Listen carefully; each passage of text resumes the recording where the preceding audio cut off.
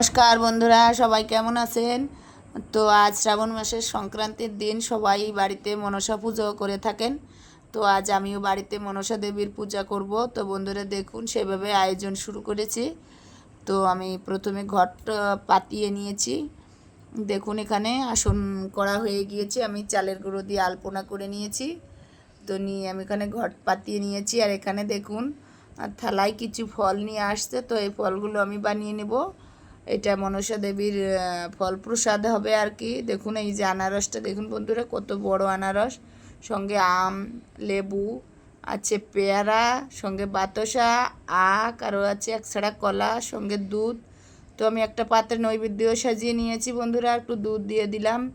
এবার আমি কিছু ফল বানিয়ে নিচ্ছি। এখানে আনারসটা বানানো হচ্ছে।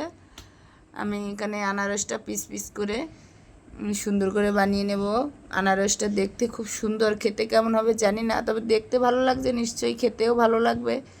তাই আমি একটু সুন্দর করে আনারসটা বানিয়ে নিচ্ছি। আনারসটা অনেক সময় বানানোর সময় এই যে মুখগুলো থাকে এগুলো ভালো করে পরিষ্কার করে না কাটলে গলায় চুলকাতে পারে। এই জন্য আমি এগুলো ভালো করে পরিষ্কার করে তুলে নিচ্ছি, খাওয়ার সময় অসুবিধা হবে। তো আনারস বানানো হয়ে গিয়েছে, আমি এবার পেয়ারা বানিয়ে নিচ্ছি। দেখুন বন্ধুরা, আমি এখানে একটা খিরাইও বানিয়ে নিচ্ছি। আমার পেয়ারা বানানো হয়ে গিয়েছে, এবার আমি খিরাইটা বানিয়ে নেব। তো খিরাইটা বানানো হয়ে গিয়েছে, আমি এবার আমটা বানিয়ে নিচ্ছি বন্ধুরা। পুজো যেহেতু সব ধরনের ফল, মনসা পুজোয় অতিরিক্ত ফল লাগে না, তাও 7 রকমের ফলের আয়োজন করা হয়েছে। তো বন্ধুরা দেখুন আমটা কত সুন্দর বড় এবং দেখতে তো খুব সুন্দর লাগছে, লাল রং একদম। খেতে কেমন হবে জানি না, তো খাওয়ার পরে বোঝা যাবে আমটা টক না মিষ্টি। তো দেখুন বন্ধুরা, আমার ফল বানানো হয়ে গিয়েছে এবং আসনও আমি কমপ্লিট করে সাজিয়ে নিয়েছি।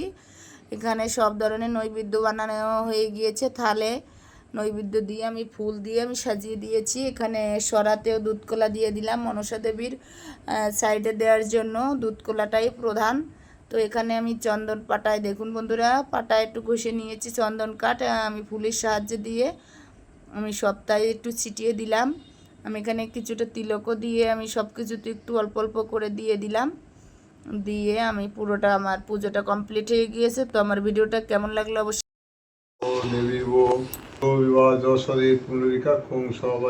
অভ্যন্তরে সূচি ওং সূচি ওং সূচি ওং সূচি ওং পুষ্পে পুষ্পে মহাপুষ্পে সুপুষ্পে পুষ্পে সম্ভবে পুষ্পে সর্বকাঞ্চং হ্রিং পর্ণ এতে গন্ধপুষ্পে আধার সপ্তে কমলাসনায় নম আসন মন্ত্রস্তমের বিষ্টয়সী সুতরাং ছন্দ কুর্ম দেবতা আসনে উপবেশনে বিনিয়োগ পিতৃত্বগা দেবিত্বং বিষ্ণুনাধিতা পঞ্চধারে মাঙ্গিত্বং পবিত্রং পুরুষনায় নম এতে গন্ধপুষ্পে আধার সপ্তে নম এতে গন্ধপুষ্পে কুর্মায় নম এতে গন্ধপুষ্প অনন্তায় নম এতে গন্ধপুষ্পে পিতৃভ্যায় নম ওম গঙ্গেশ যমুনেশ গোদাবরী সরস্বতী নর্মদে সিন্ধু কাবেরী জলস্মিনী সঞ্জীবী গুরু